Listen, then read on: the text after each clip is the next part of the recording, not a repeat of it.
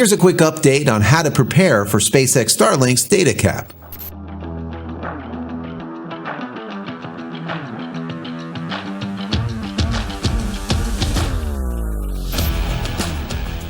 Hey everybody, welcome back to the channel. Thank you so much once again joining me for tea time. Today we have a little bit of fireside. That's it. Nice and smoky. It's so good. I hope you're joining me with your cup of tea, maybe a cup of coffee, hanging out, talking tech, talking photo, talking video. Today is a tech day. We're going to be talking about SpaceX Starlink a little bit. There was a new update, let's say, as far as when the data caps were going to be implemented. Now, I did a video back in November. Matter of fact, I'll put a link over here about how to circumvent, let's say, how to get around these data caps, what they were, how much were they, when they were going to be implemented and whatnot. And this was in November, and they said that they were going to be implemented right around December. Well, December came and went, and no data caps came. They were postponed to February. So this line in the sand, which was originally December, was erased and then moved to a line in February, which now February is here, and we just got reports that they're going to postpone it once again. Supposedly, as of right now, we are not going to see any data cap through February. But there is a date. They finally came up with a date, and they put it in their fair usage policy. We're going to get into that in just a second. But before we do, I want to say that if you haven't downloaded any of my ebooks as of yet, go check them out. Go over to JCristina.com/books. Also, if you enjoyed this content, throw it a thumbs up. That'd be very helpful. If you're not subscribed to the channel as of yet, consider doing so. And then click this little bell icon over here, notification icon, and then click all. So when a new video comes out or I go live, you'll be notified of it immediately. Also, if you want more Starlink coverage, I have about 100, I believe like 118 now. Let's call it 120 Starlink videos in a Starlink playlist. Maybe I'll put it over here. Go check that out. There is a ton.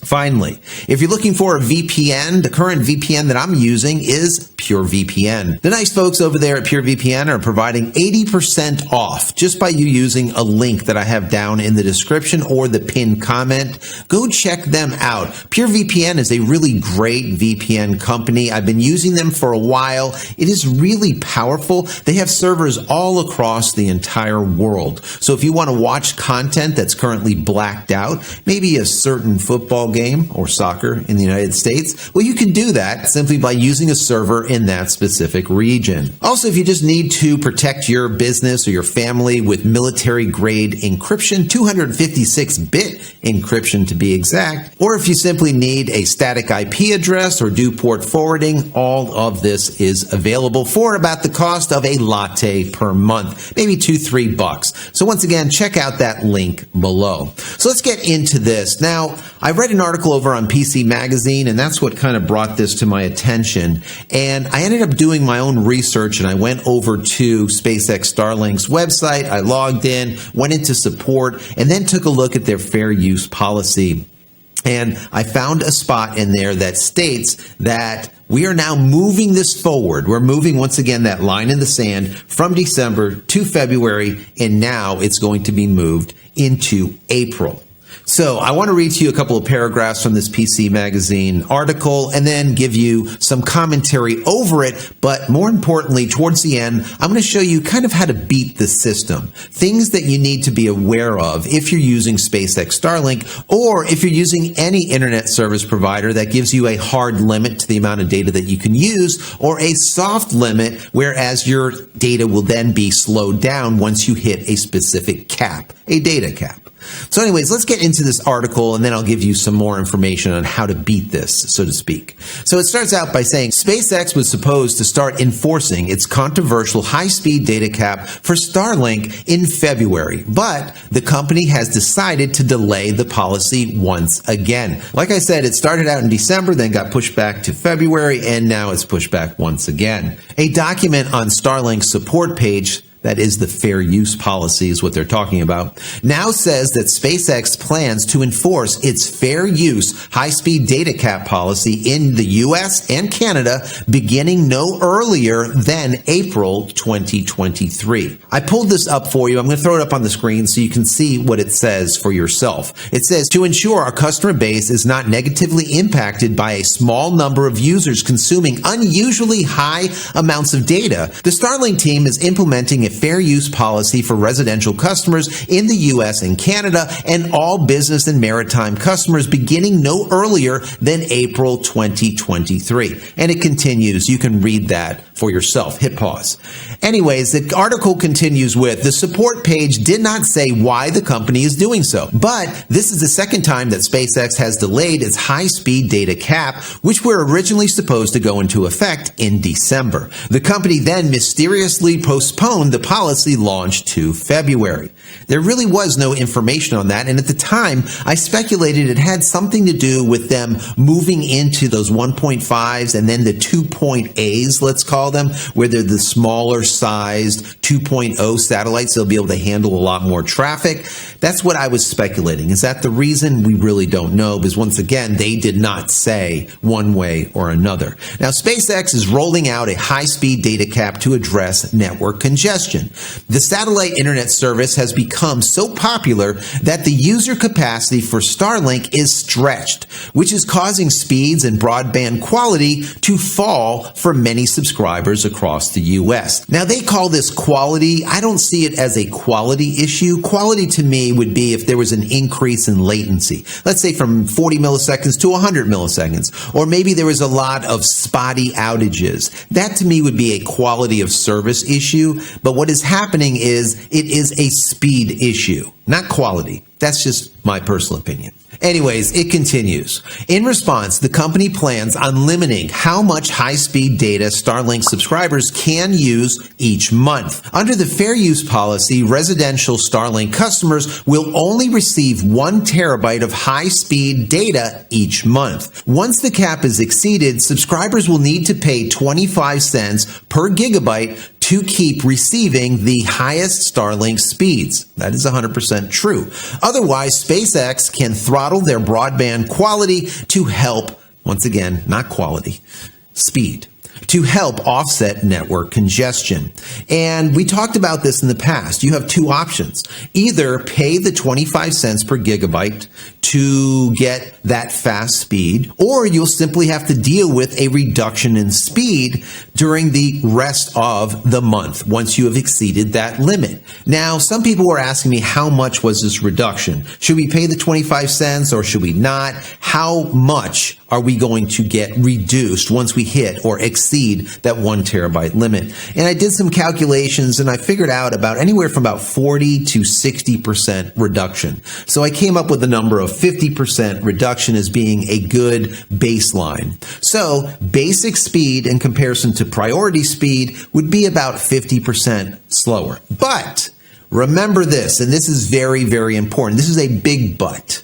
All right. It has to do with congestion. So if your area is not congested, well, once you hit that data limit, you're still not going to see any reduction in speed, because what will happen is you're going to be reduced when there is network congestion, according to what SpaceX Starlink has said. So you should be fine as long as you don't live in an area that is fully saturated. Now you can see that saturation map right on SpaceX's website. Now I remember back in December, SpaceX Starlink was having a really hard time when it comes to congestion.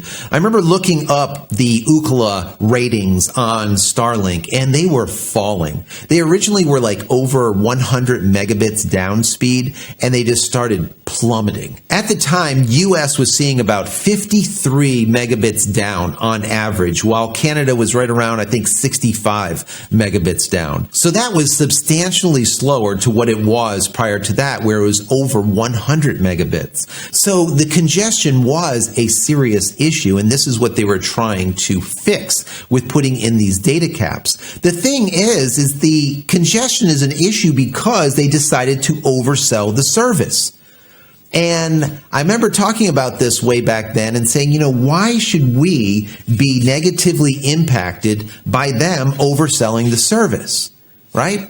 if you don't have enough eggs to sell, well, don't sell them. If you have a dozen eggs to sell and you have 12 people, well, each one can get one egg. But you can't go and try to sell 12 eggs to 15 people. This is just not enough. And if you want to cut an egg in half, it gets kind of messy. And that's the exact same thing that happened here with this whole data cap thing. People just started getting pissed. A lot of people ended up leaving because they're like, I'm not getting what I originally was paying for or thought I was paying for. So I think SpaceX Starlink had to walk this back a little bit. They started in November saying the cap was coming in December, walked that back and said, we're going to push it back to February. And then February comes and they walk it back once again and say, maybe April will implement this. I think what they're doing is they're trying to kind of warn people and have people think a little bit more thoughtfully about their data usage and maybe put a little bit of restraint on themselves without them having to implement this. Remember, it's always the small 1%, 2% that just crush it for everyone, right? I mean, someone like myself that are uploading data all the time, uploading videos, I probably use about 2 terabytes per month and not the 1, all right? So I guess I'm one of those bad guys, but there are true bad guys out there that are using 10, 20, 100 terabytes per month, just crushing it,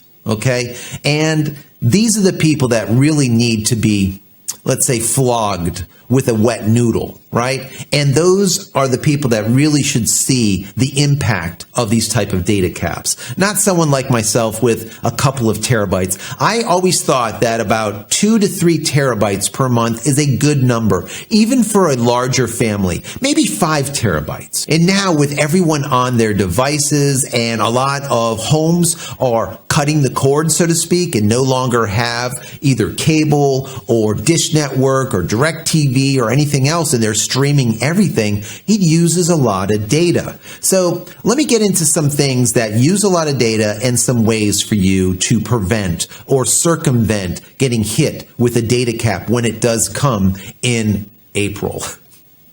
We don't know if that's going to be the case, but it might be. So we need to make preparations. So if you didn't know, video is the biggest culprit when it comes to using data. If you're using video apps like Skype or FaceTime or Facebook or anything like that, it's going to really take up a ton of your data. Now, there's something you can do to help yourself here. Number one, go from 4K down to 1080p. The person on the other side of your phone will not know the difference. Or go from 1080p down to 720p. Once again, you're not going to really be able to tell the difference. It's still going to be an excellent conversation, and you're going to use a ton less data. Now, there's a few other apps that use data, but not quite as much, and those would be audio apps. So that could be your Spotify or your Pandora or SoundCloud or something like that. Those apps don't use a lot of data because they're sending down like MP3s, small files. But what people don't understand is while those are playing, there is a ton of ads that are being loaded in the background and shown on the screen. So even if you're just listening to this music and you turn the screen off and you put it in your pocket while you're working out, for example, in the background, all of those video ads are being loaded and trying to be shown on your screen. So they're still loaded and it's still using a lot of memory. So keep that in mind. Also, you have Facebook and Instagram and Twitter and YouTube Shorts and TikTok and all of these things. You know those swipe and swipe and swipe and swipe, right? The TikTok mental or the shorts, the YouTube shorts type of thing, where you're just getting content after content after content. And all of this content is what? It's video. So for this type of thing, you really want to try to do this during off-peak hours, if possible.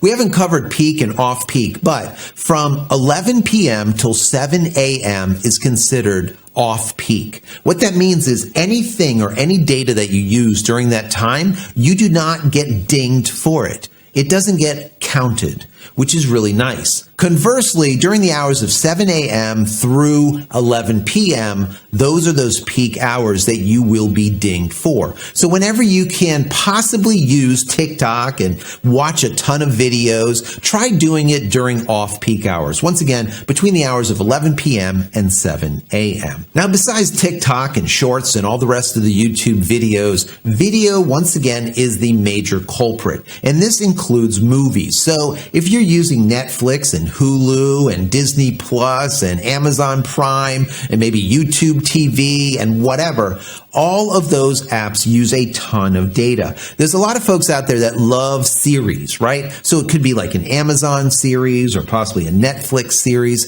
If you can, download those series to watch later during off-peak hours. And you can set that up to do that. So once it hits that 11 p.m. magic hour, go in there and say download. And a lot of streaming devices will allow you to do that today. That will be extremely helpful. Once again, download those movies during off-peak hours. Also, instead of downloading a 4K movie, download the 1080p version of it or a 720p version. Depends on what size TV you're going to watch it on. If you're going to watch it on a massive 85-inch screen and you want 4K, well, once again, download it during off-peak hours and it really doesn't matter. But if you need to download these movies during peak hours, reduce the quality slightly from, once again, 4K down to 1080p or 1080p down to 720. Now, there's another thing that a lot of people forget about, and if you're not a gamer, you really wouldn't know it, but maybe your kids are gamers. Well, the games that you get for like a PS5 or your Xbox or whatever, those games that you get from the store and you stick in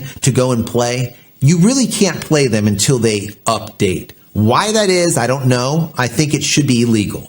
But these updates are massive. And I did a review on a few of the hottest titles, and I wrote them down. And check this out, just so you can get an idea.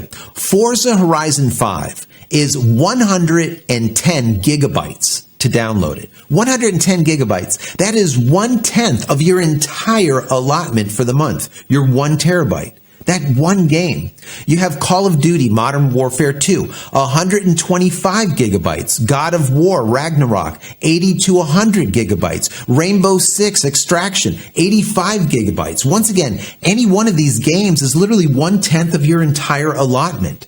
So you need to take this into consideration, and you need to go into your Steam, for example, if you use Steam on your computer, or into your Xbox or into your PS5, and set it up to download or to update during these off-peak hours. If you don't, you're going to be sorry, because you're going to just crush your data just by updating like 3 or 4 or 5 games, and listen, you have half of your data gone. All right. I did a video, I'll stick it over here, where I went into exactly how to set this up. So check that out if you want to know how. So all that being said, one of the things that I do that really helps when it comes to data usage is set up QoS. That stands for quality of service. So what that means is I have a router or a managed switch, and then I set up who is allotted X amount of data per day, per week, per month, or when can they use that data, or how fast they can use that data. And this can all be done in QoS. Matter of fact, I'll put a couple of links down below of the routers and the switches that I've used that work out great for this. What that allows you to do is, let's say you have a son or daughter that plays these video games. That's fine. Well, you can set them up to only use X amount of speed, and that's it. So they don't go above that. Or you can set them up for a specific data usage per day.